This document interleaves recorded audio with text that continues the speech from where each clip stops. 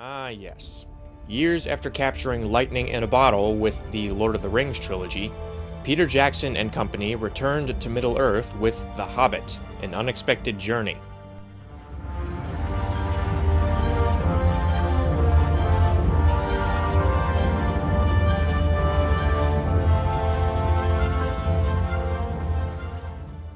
This is an adaptation that faced vicious scrutiny even before it was released. Not only did fans criticize the decision to turn the Hobbit book into 3 movies despite it being smaller than each volume of The Lord of the Rings, but many were still angry about a certain other franchise that got a prequel trilogy. While I don't agree with this comparison, I did harbor some caution when the project was finally greenlit. After all, the Lord of the Rings films are some of my favorite movies. Taking place 60 years before The Fellowship of the Ring, the story revolves around respectable hobbit Bilbo Baggins living comfortably in the Shire without a care in the world when he is suddenly visited by the wizard Gandalf. The mysterious traveler invites Bilbo to embark on an adventure with 13 dwarves. Led by their leader, Thorin Oakenshield, these dwarves seek to travel to the Lonely Mountain and reclaim their kingdom, which was taken over by the dragon Smaug. They require the services of a burglar, hence why Gandalf volunteers Bilbo. However, the company is pursued by Thorin's old nemesis, Azog the Defiler, potentially the first of many dark creatures sent forth by a mysterious new power corrupting Middle-earth. Certain fans, you know who you are, will probably have a few problems with this movie just based on that synopsis. While the basic story of the novel remains the same and is well told, numerous other characters and plot threads are added to fill in some of the narrative gaps. Unfortunately, this leads to the film's most recurring problem. It doesn't have quite the storytelling finesse of the other movies. In The Lord of the Rings, every subplot and character felt significant because they all contributed to the overarching story, the war against Sauron and his forces. Here, the plot thread about the necromancer has very little connection to the dwarves and their quest. The writers do an admirable job of trying to tie these two storylines together in the sense that they will affect each other later on, but it's just difficult to connect as well with the story here when it periodically stops to tell a different one. It also doesn't help that the characters don't seem to be in any particular hurry. What works, and anchors the whole movie however, is Bilbo's growth from a helpless hobbit to a capable burglar, which works in conjunction with him trying to earn Thorin's respect and acceptance. Another aspect that draws you in is the acting.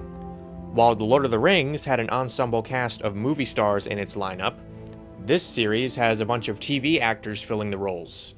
Among others, we have Sherlock Holmes as Smaug and the Necromancer, John Watson as Bilbo, Guy of Gisborne as Thorin, the Seventh Doctor as Radagast the Brown, and Crixus as Azog the Defiler. On a side note, am I the only one who thinks that Andy Whitfield would have been cast as Bard the Bowman if he was still with us? I digress. As for the performances themselves, Martin Freeman is absolutely perfect as Bilbo. I was concerned about who they would get to play a younger version of a character that Ian Holm had already put his unique stamp on. Luckily, Freeman stays true to Holm while making the character his own, finding just the right balance between the everyman quality and the nervous energy that makes him endearing.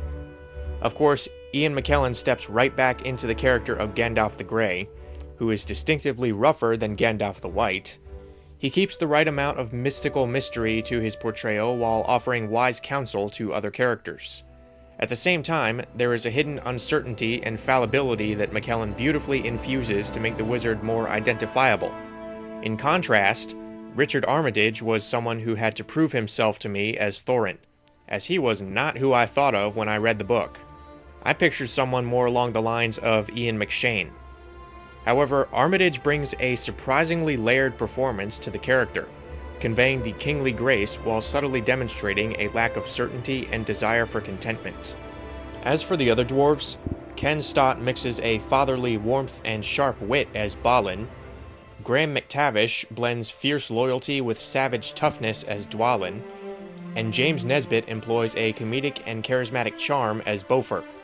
The rest of the dwarves aren't quite as significant, primarily existing as one big group rather than individually deep characters.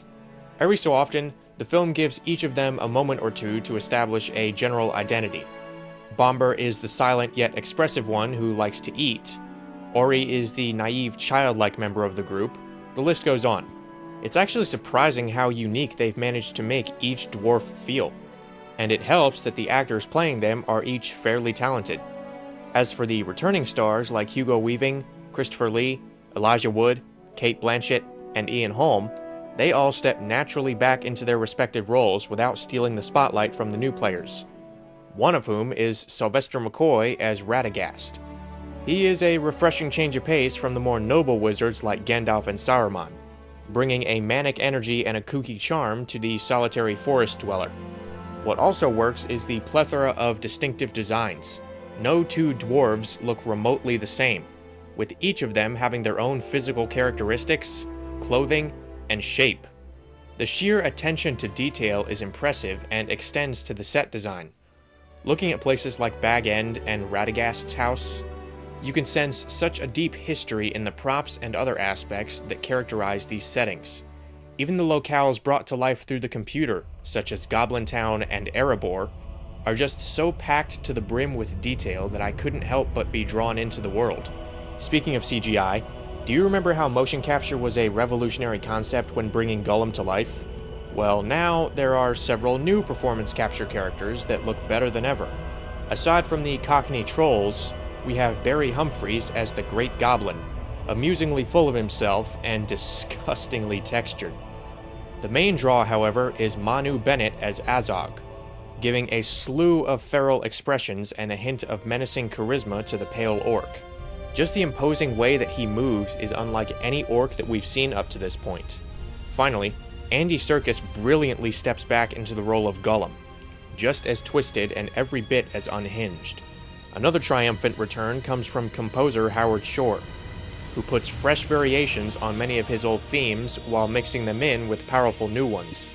Speaking of music, while The Lord of the Rings had characters talking about songs and contained the occasional minute-long tune, this one goes all out and includes such charming numbers as the atmospheric Misty Mountains Cold, and the more comedic That's What Bilbo Baggins Hates.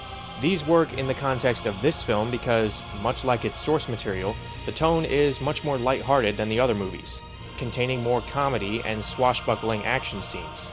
However, Peter Jackson's eye-popping cinematography and sure-handed direction remind you that it takes place in the same world, albeit at a happier time.